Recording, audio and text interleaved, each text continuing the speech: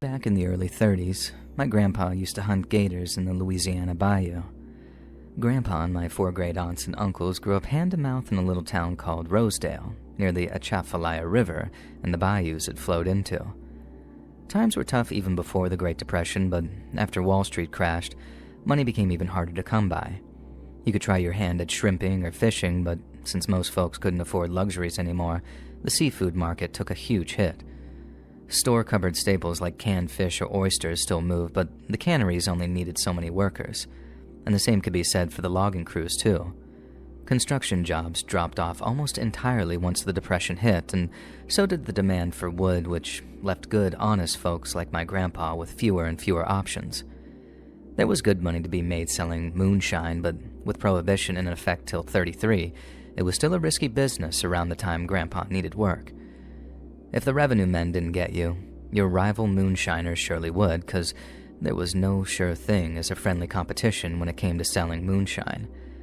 However, if you were desperate or crazy enough, there was another method of making money back then, one that would make you an awful lot too while putting food on the table at the very same time: alligator hunting. The bayou outside of Rosedale is a tangle of cypress trees and tupelo gums, with narrow waterways running between small strips of land that folks call hammocks or house islands. There are much more open stretches of water here and there, but the gators thrive in those mosquito-infested mazes that are sometimes so dense that barely any sunlight reaches the mud and murky waters below it.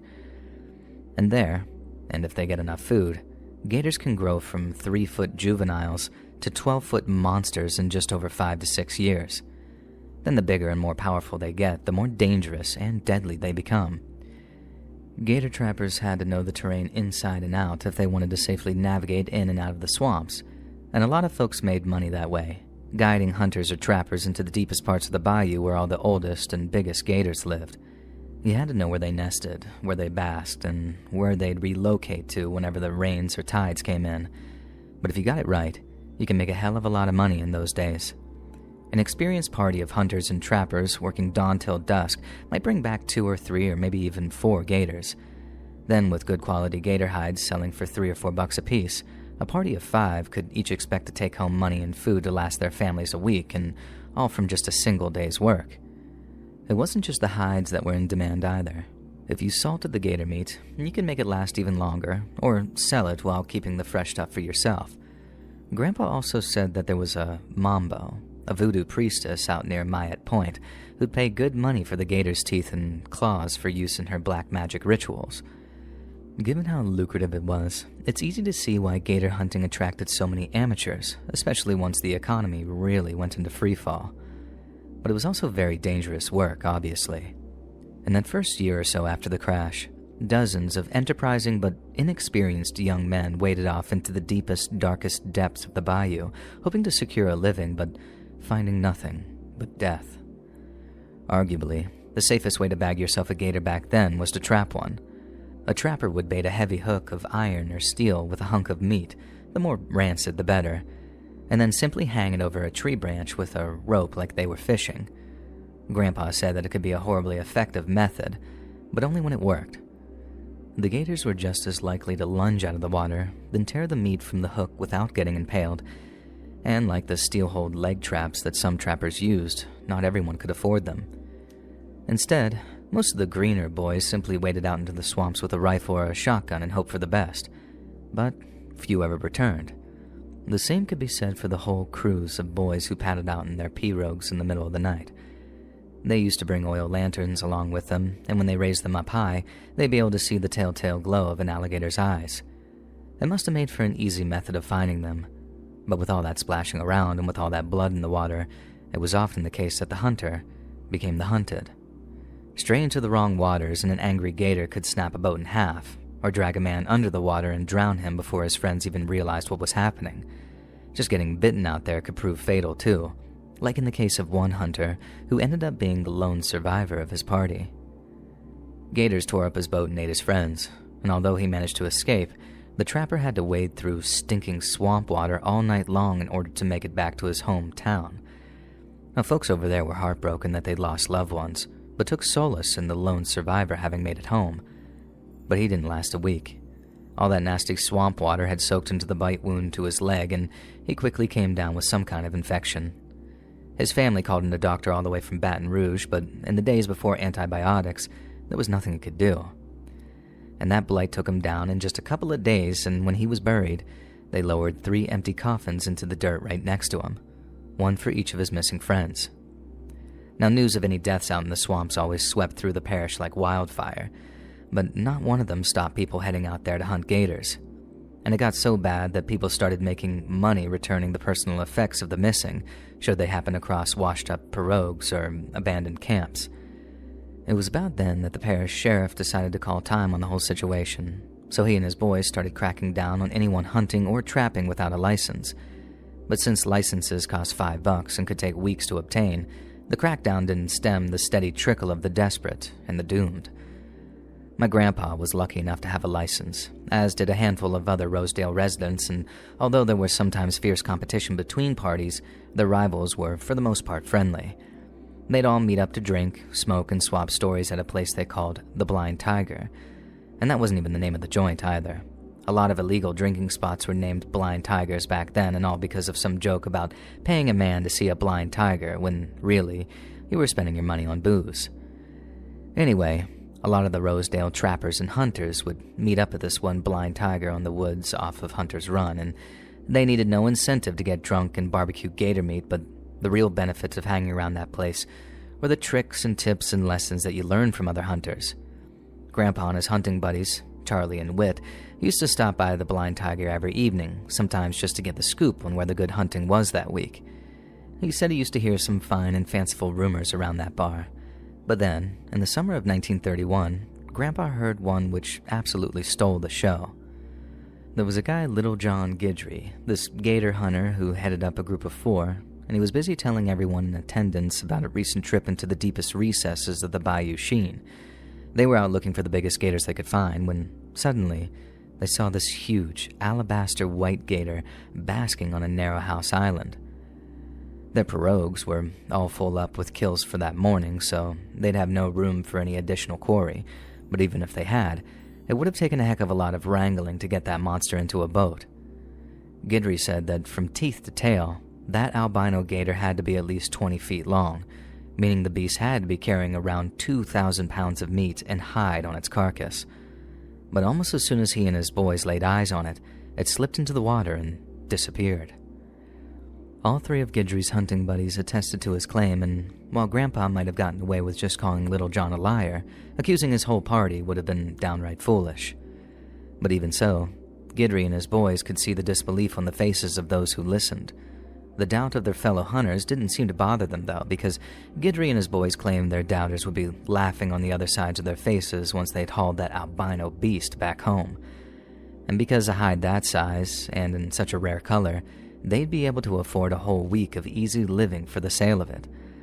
And so off they went, night after night looking for Old Red Eyes, as they'd taken to calling it at that point. Then one morning, Little John Guidry's wife woke up to find her husband hadn't returned home. It wasn't entirely unusual for hunters to camp out overnight with their kills, especially if the tides changed or the rains came. But when the sun started to set and Little John's party still hadn't emerged from the swamps, people started to worry. Grandpa said Little John's wife barged into the bar that night and demanded to know why the other hunters and trappers weren't out there looking for her husband. The sheriff and his deputies were out there searching for him, but they didn't know the swamps even half as well as the likes of Grandpa and his buddies. Little John could be out there somewhere, gravely wounded, sheltering in the wreck of his pirogue as hungry gators circled him, and the only people in any position to help him were my grandpa and his fellow hunters. Grandpa told me that the more he thought about them, the more Mrs. Guidry's words made sense. He imagined being stuck out there, bleeding to death while the gators closed in, and how he'd be praying someone from town came looking for him.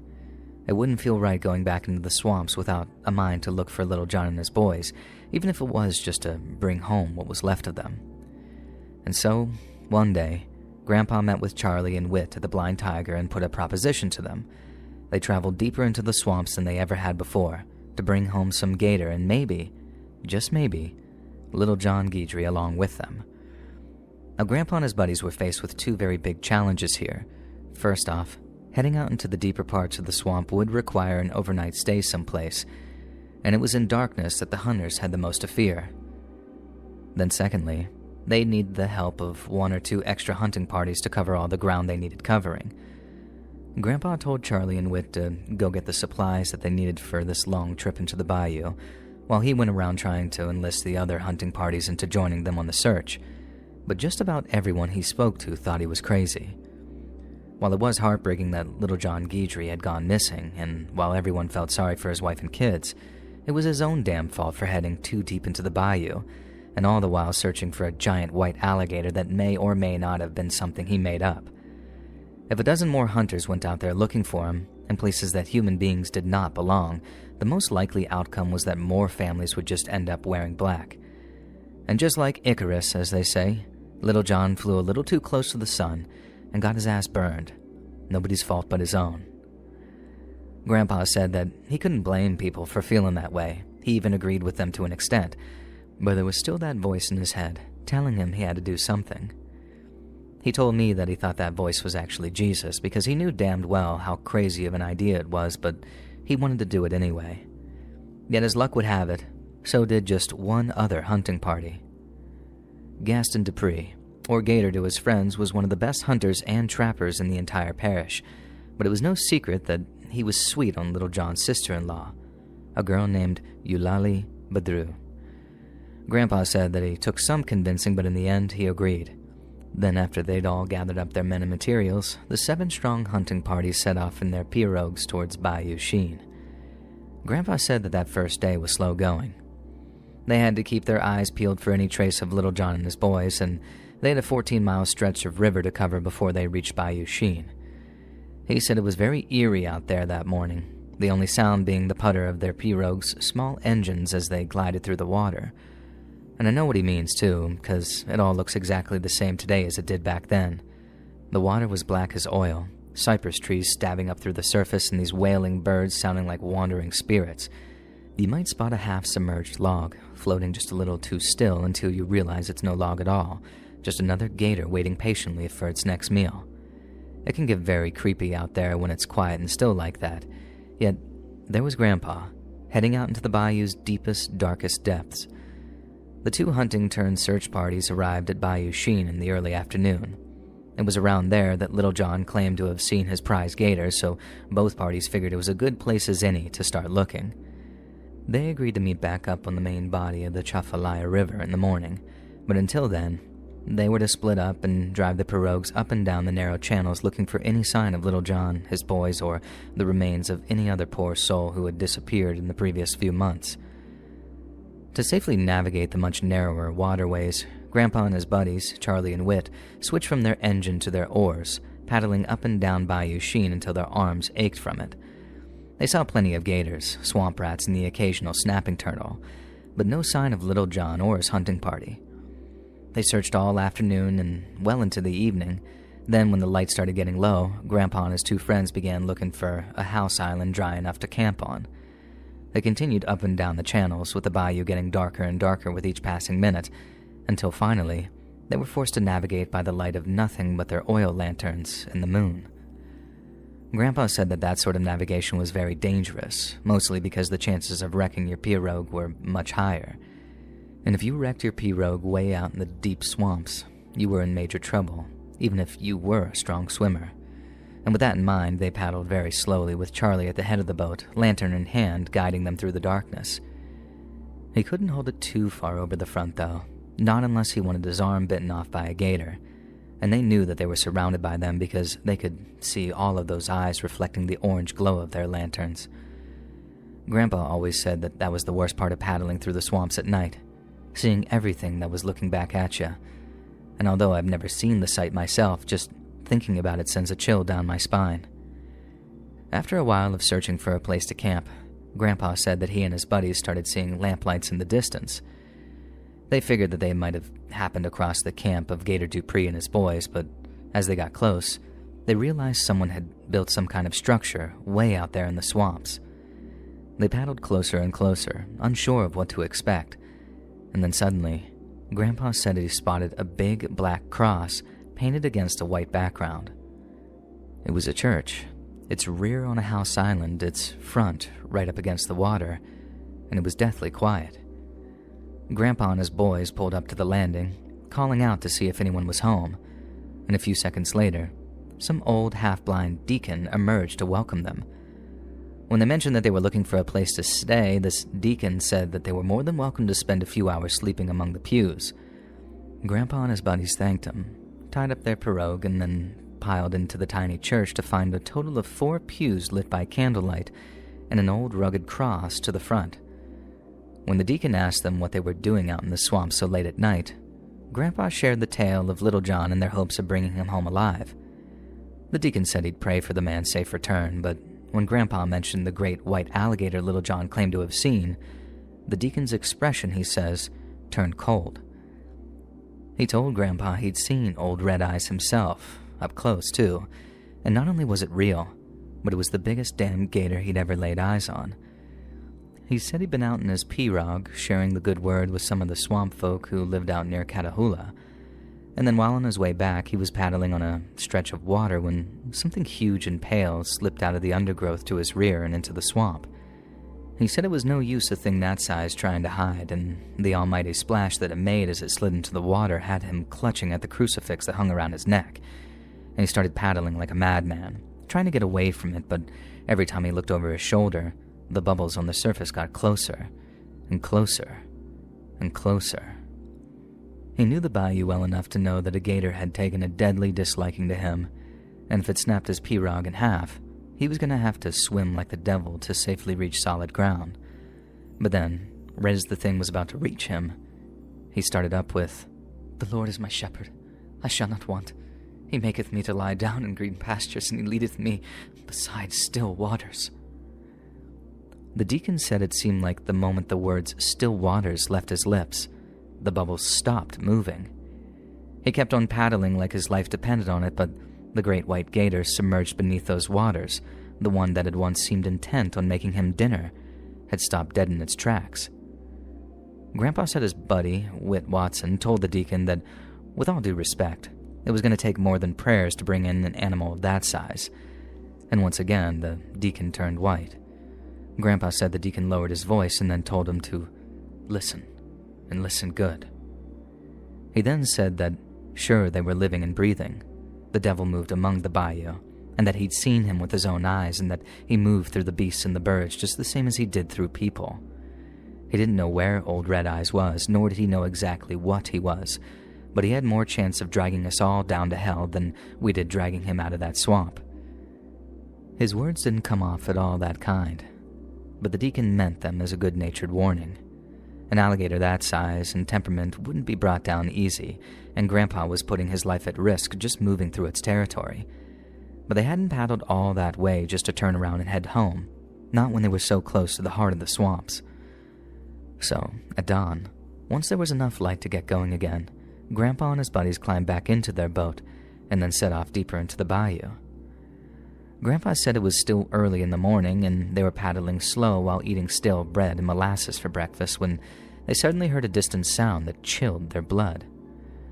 1 minute, there was nothing but the low buzzing of bullfrogs, cicadas, and crickets coming from the underbrush, and then out of nowhere, there was the distant boom of a gunshot. It was just one at first, the kind of single large-caliber gunshot you hear when a trapped gator gets dispatched with a rifle. But then they heard 4 or 5 more pops way off in the distance, these smaller guns going off, only these sounded way more frantic, like something wasn't going to plan. Grandpa said he and his buddies started paddling like crazy in the direction of the gunshots, but soon they started to see some really big gators floating in the waters around their boat. Unlike the smaller juveniles and young adults in the outer swamps, these fully grown gators didn't much feel like moving out of the way. So rather than risk making them mad by bumping them with their boat, Grandpa and his buddies started taking things much slower, while having to pick their jaws up from the bottom of the boat at the sheer size of some of these things. He said there were some real monsters out there, the kind they'd usually have stopped and hunted before retreating out of danger. But on that occasion, they just kept paddling by, trying not to bother them, as they continued into the heart of the bayou.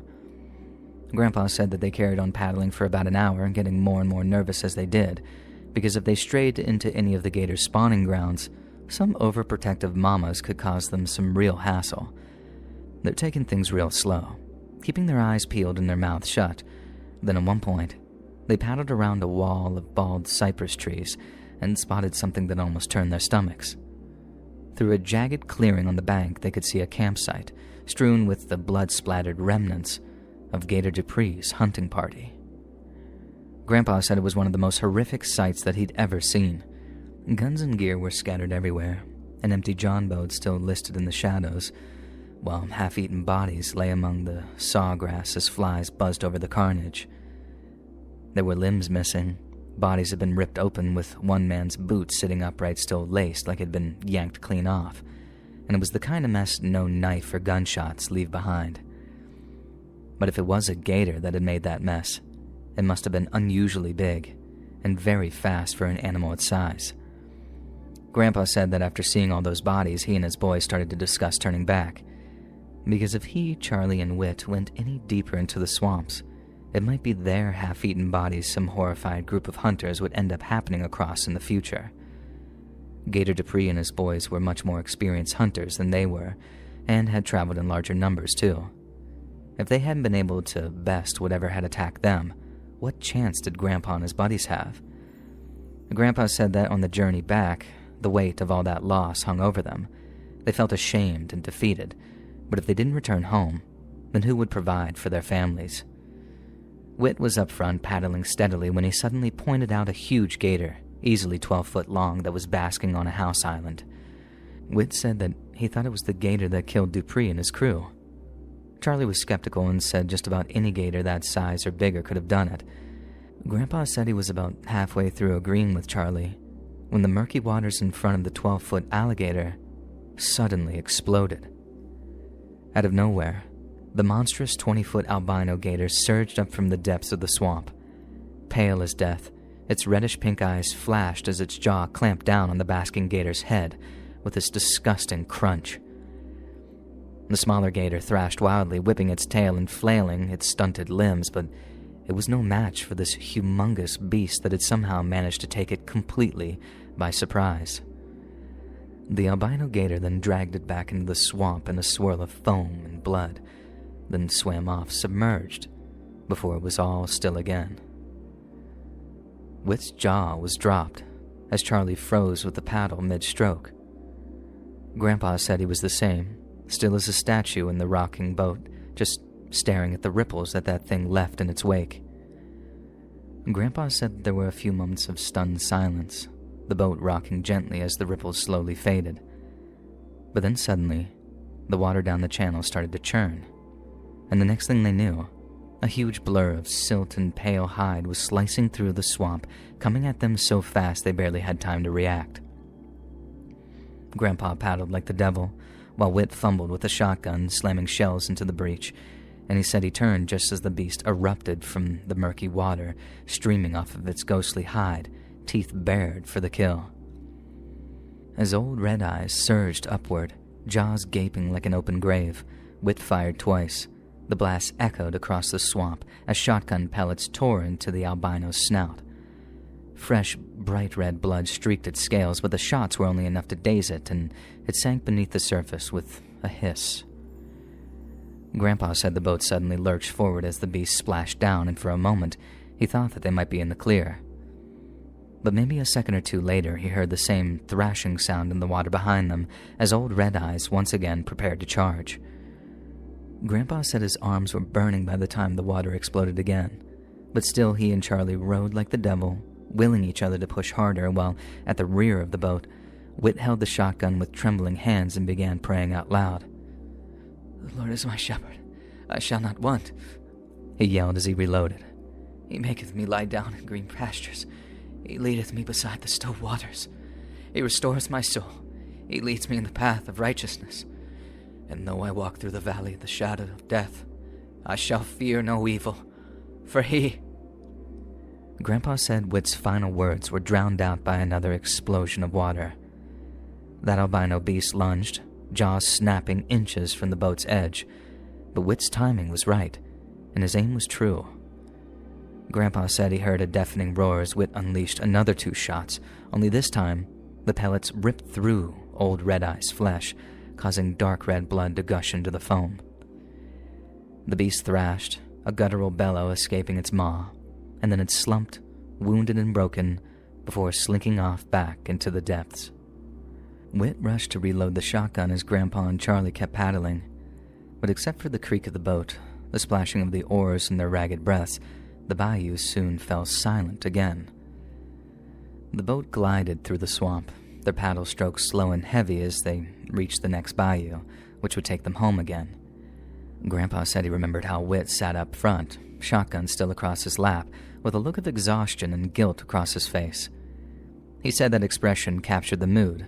No bodies recovered, no closure to carry home, and they'd been lucky to escape with their lives. That sense of defeat made the journey back feel endless. They spoke little, their silence louder than words, dreading the shame of returning empty-handed to families who hoped for miracles.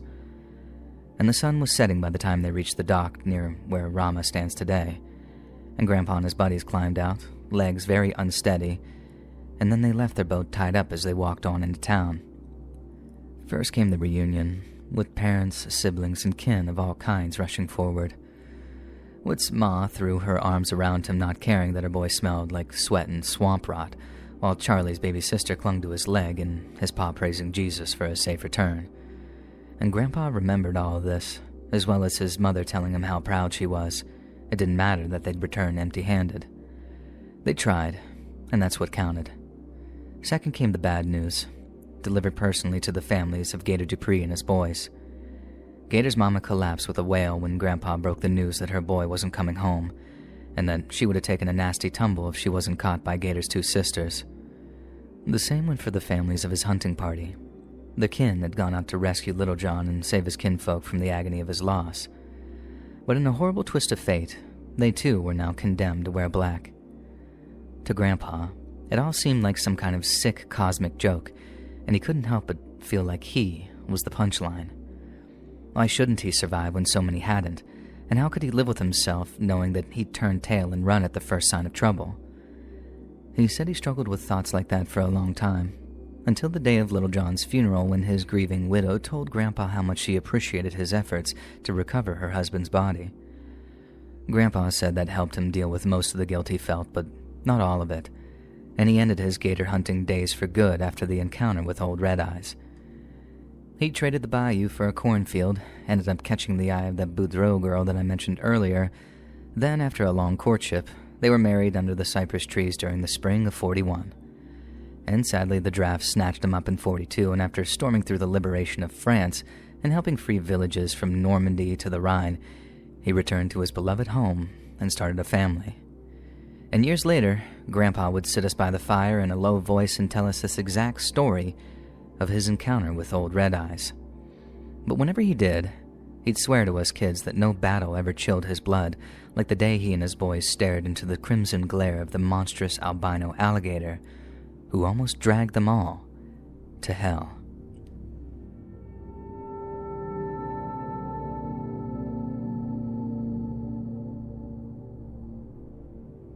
In January of 1999, two brothers from South Florida, James and David Adams, ventured into the Big Cypress Swamp for what they expected to be a routine hunting trip. The Big Cypress, a sprawling wilderness of cypress strands, sawgrass marshes, and pine flatwoods, was familiar territory for the pair.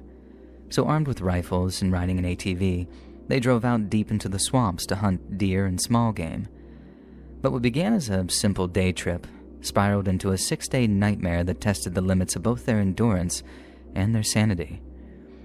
Things started to go wrong when their ATV broke down deep in the swamp, miles from any dirt road or highway. To their horror, the usually reliable vehicle's engine suddenly sputtered out, leaving them stranded amid a labyrinth network of muddy waterways and dense vegetation. Back in the late 90s, cell phone reception in such remote areas was spotty at best, meaning it was impossible for the brothers to summon assistance. So instead of waiting around and hoping someone stumbled across them by chance, the Adams brothers decided to abandon the ATV and trek back on foot. They later said they assumed they could navigate using the sun, as well as their hard-worn instincts as seasoned outdoorsmen. But the swamp had other plans. In the days prior, heavy rains had swollen the swamp's waterways. Rising water levels erased familiar landmarks and turned even the driest patches of ground into quagmires of knee-deep sludge. The brothers tried their best to maintain both course and composure, but each soon realized that they were hopelessly lost. As dusk fell, the temperature plummeted, and in a rare cold snap for the usually balmy South Florida, that night's temperatures dipped into the 40s. Wearing only light hunting gear, James and David had no jackets or blankets to keep themselves warm, and instead huddled together under a cypress tree, shivering as the damp air seemed to seep into their bones. When darkness arrived, the swamp came alive with unsettling sounds.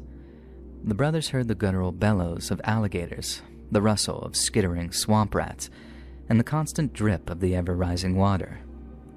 James later recalled hearing a loud splash nearby. Convinced it was a gator sizing them up, he grabbed his rifle and tried to remain calm. But every snap of a twig sent spasms of fear through the brothers' guts as their minds raced with thoughts of what lurked in the dark. On the second day, hunger and thirst set in.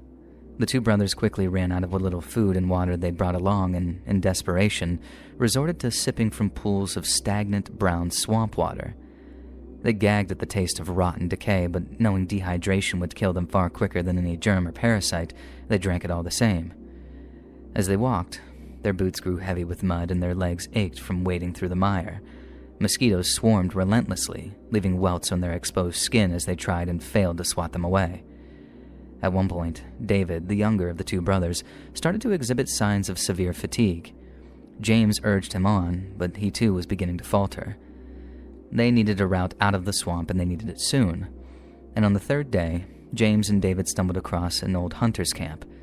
It was little more than a rotting wooden platform half submerged in the water, and there were no supplies to be scavenged.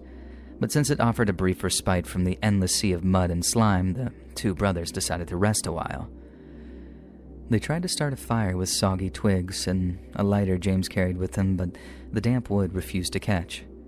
They endured, but as darkness fell, so did the rains. That night, a storm rolled in, soaking them to the core and flooding their makeshift shelter. The rising water forced them back into the swamp, where they clung to tree roots to avoid being swept away. James later said that he thought they'd drown right there, swallowed by the swamp, and began doubting if they'd ever get out alive. On day 4, exhaustion and hypothermia began taking a brutal toll. The brothers' pace slowed to a crawl, with each step becoming a battle against both the sucking mud and their own failing bodies. David's lips turned blue, and he began mumbling incoherently as signs of delirium set in. His brother, terrified of losing him in the vastness of the swamp, tied their belts together in order to keep him close. They'd stopped talking about rescue. Survival was now about enduring from one hour to the next. And that night, they heard a helicopter in the distance. It was part of a search effort launched by their family after they failed to return. But to the brothers' horror and frustration, the swamp's canopy was too thick for the chopper to see them, and the sound faded away. Day 5 brought a dim flicker of hope. The brothers found a patch of higher and thus drier ground. Then with trembling hands, they managed to spark a small fire using some grass and the last of James's lighter fluid. The smoke was thin, but they took turns feeding the fire, praying that it would be enough to draw the attention of search and rescue teams, because their time was running out. The brothers' bodies were breaking down. James's feet were raw from trench foot, and David was so weak he could barely stand. Both were gaunt, their faces hollowed out by hunger, and as the swamp began to sense their weakness, its wildlife grew bolder. James said at one point he spotted the eyes of what he could only assume was an alligator, reflecting the glow of their firelight. He aimed his rifle, readying himself for the beast to attack, but fortunately, it did not approach. On the morning of the 6th day, January 14th of 1999, a rescue helicopter finally spotted the brothers' faint smoke signal. The pilot, part of a coordinated search involving swamp buggies, airboats, and dozens of volunteers, hovered over the clearing as James waved weakly with tears of joy and relief streaming down his face. Ropes were dropped before medics hoisted the brothers aboard. They were skeletal, dehydrated and hypothermic, their core temperatures having dropped dangerously low. Paramedics wrapped them in blankets, using IVs to pump fluids into their veins as they were rushed to a hospital in nearby Naples. It was there that doctors marveled at their tale of survival.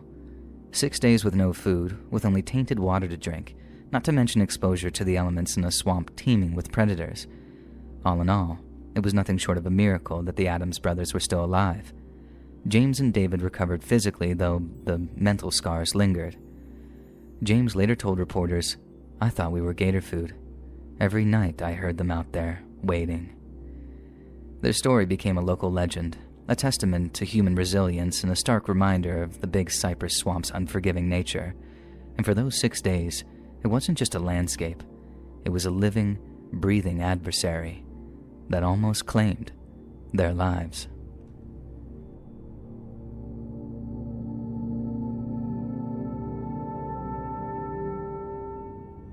Tucked within the low-lying coastal plains of southeastern Virginia, the Great Dismal Swamp is a living labyrinth of towering, bald trees emerging from murky, muddy pools. In ancient times, the peat-rich forests that surround the swamp were the favorite hunting grounds of the native Chesapeakean and Nansemond tribes, who stalked deer, wild turkey, and feral hogs through black gum trees that turned a bright orange-pink in the fall. While more recently, the swamp served as a refuge for those escaping a life of slavery in the antebellum South.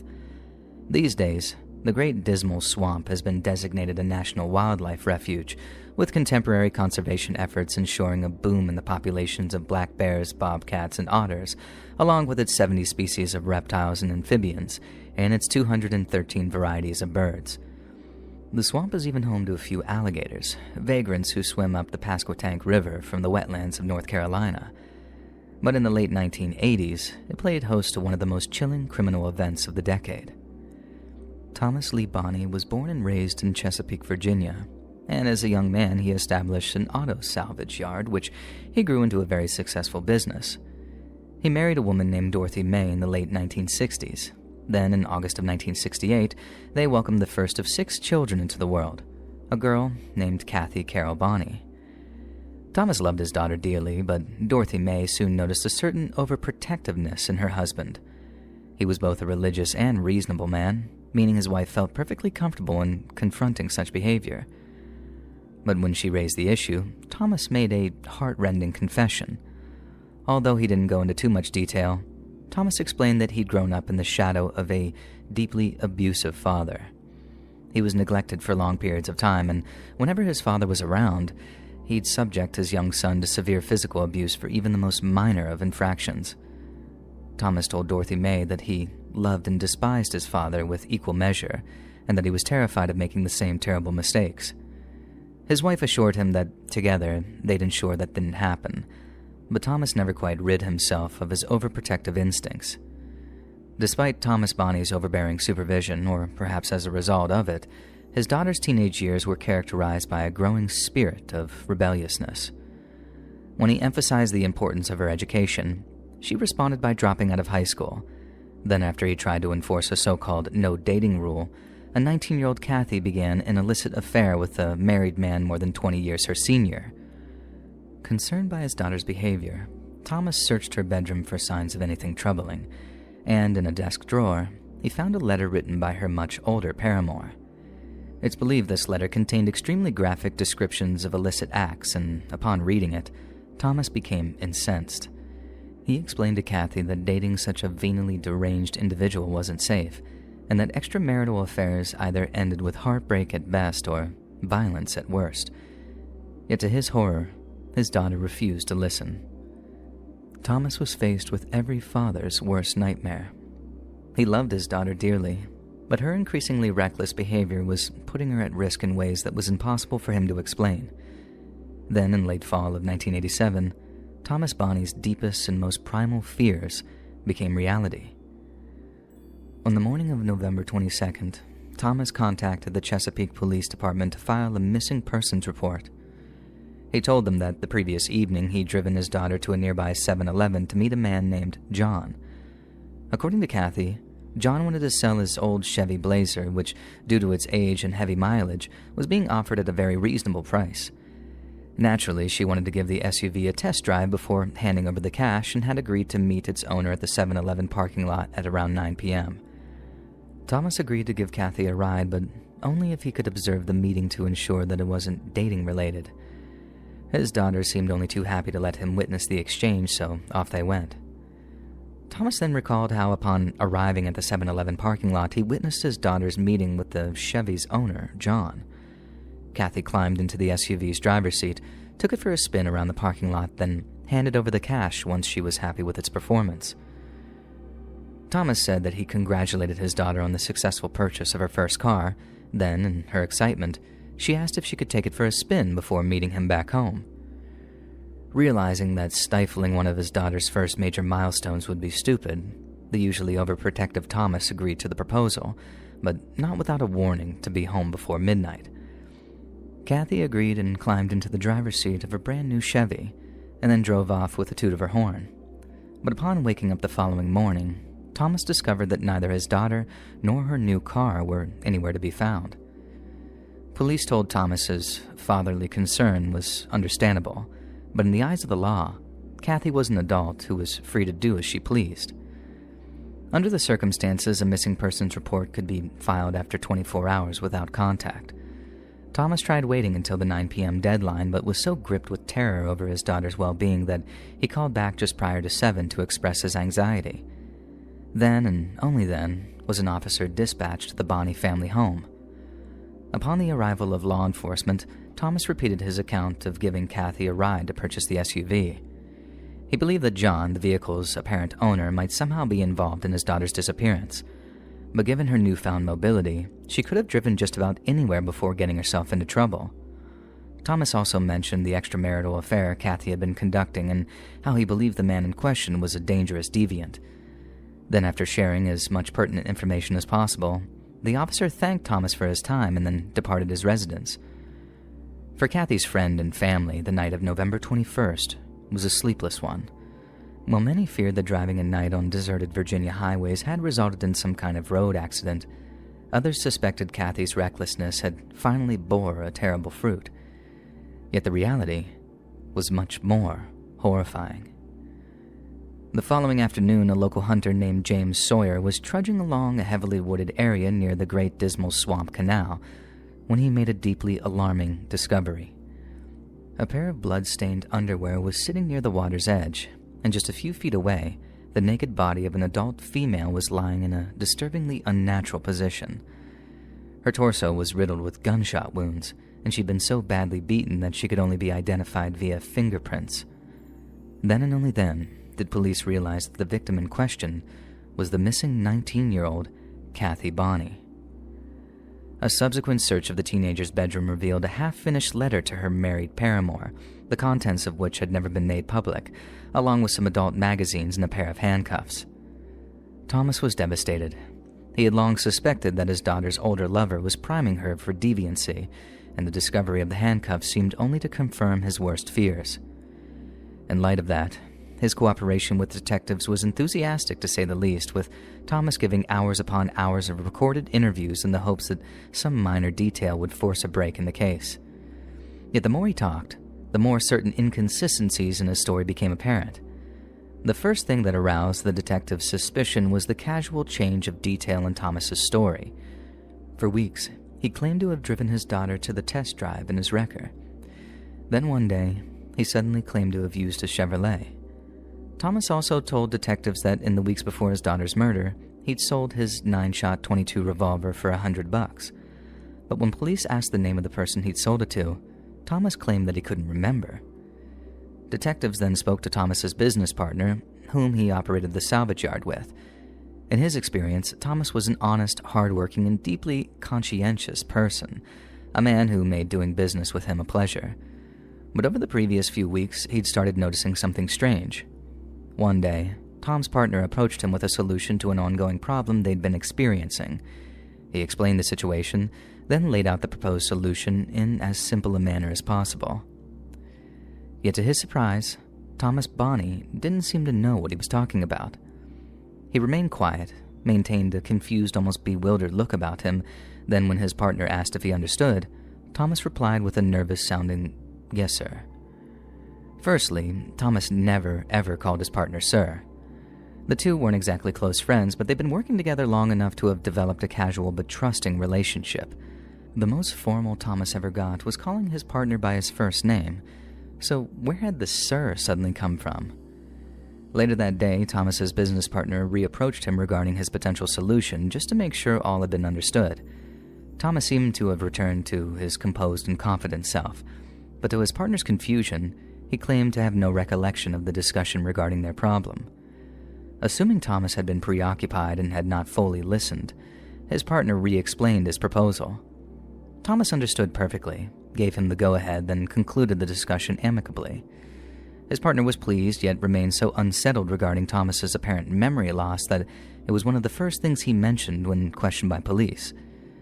Detectives soon turned to Kathy's siblings for answers, and in December of '87, they spoke to her younger sister. Susan Bonney claimed that despite his wholesome veneer, her paranoid control freak of a father was feared by all his children, but none more so than she. You see, it was her that had seen bloodstains in her father's Chevy on the same night Kathy was thought to have disappeared. It was her that pretended not to see them, and it was her that prayed her father remained ignorant of her discovery. Not wishing to raise suspicion, detectives found a way of casually asking about the Chevy's whereabouts when Thomas told them he'd sold it in the days following his daughter's disappearance. They rushed to track it down, and in doing so, a terrible truth began to emerge. After seizing Thomas Bonney's Chevy from its new owner, forensic investigators conducted a thorough analysis of the suspect vehicle.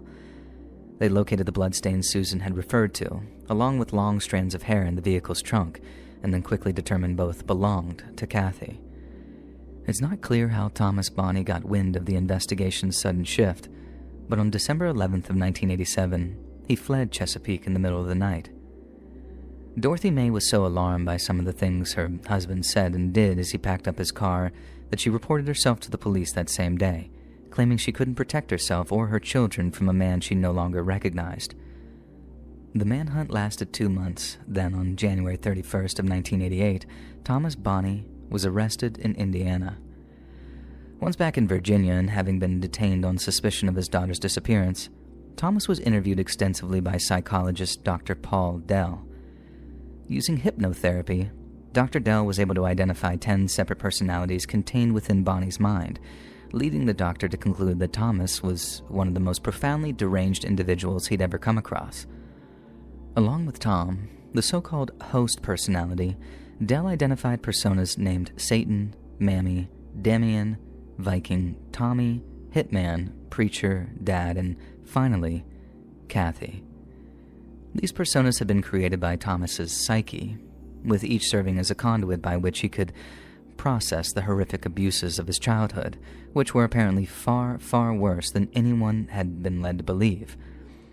Dr. Dell conducted extensive interviews with many of Thomas's split personalities, including one in which he claimed Kathy was still alive and visited him in his cell every night once the guards turned out the lights. Dr. Dell conducted extensive interviews with many of Thomas's split personalities, including one in which he claimed Kathy was still alive and visited him in his cell every night once the guards turned out the lights. In Dr. Dell's opinion, such prolonged interactions left him in no doubt whatsoever that Thomas was suffering from an acutely severe case of dissociative identity disorder, along with post-traumatic stress disorder and mixed personality disorder. Dr. Dell also claimed Thomas had extensively expanded on his childhood traumas, how his father had subjected him to unthinkable levels of emotional and physical torture, and that his issues surrounding control stemmed from the sudden and unexpected death of his grandmother when he was just 10 years old. However, at Thomas's trial, a prosecution-appointed psychiatrist contested Dell's diagnosis.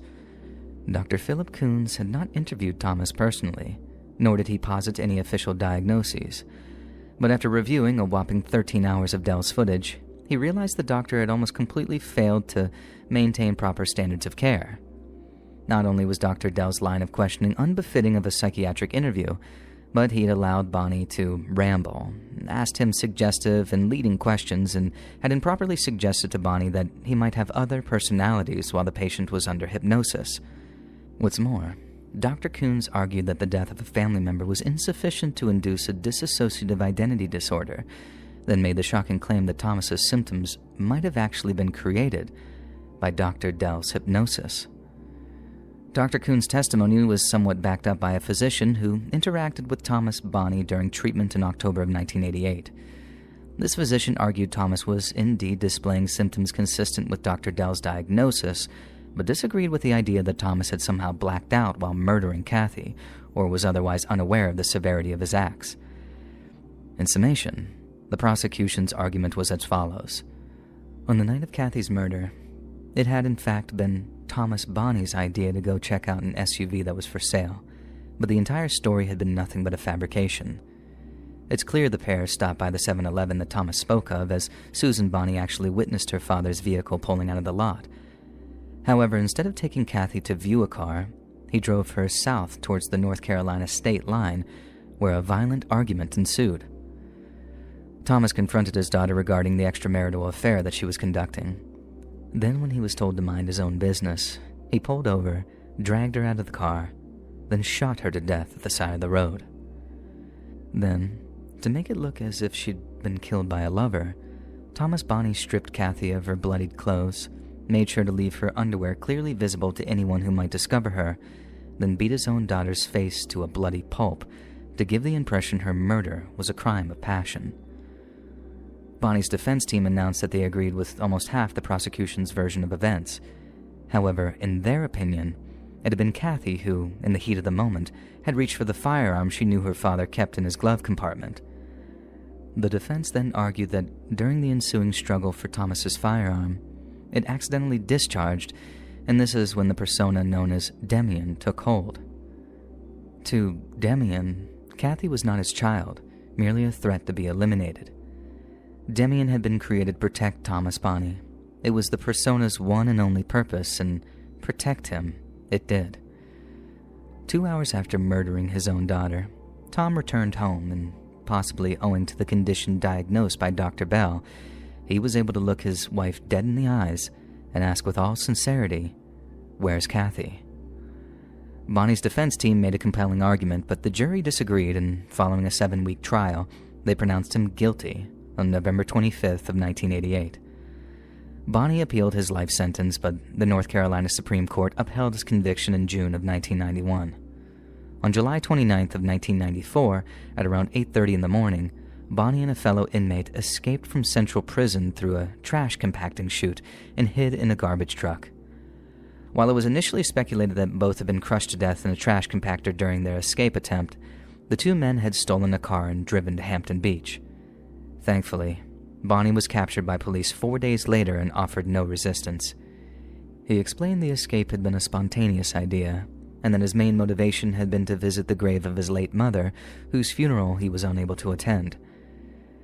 He also said he wished to visit the grave of his daughter, Kathy, in order to offer an apology for his ultimate and unforgivable failure, to protect her from himself.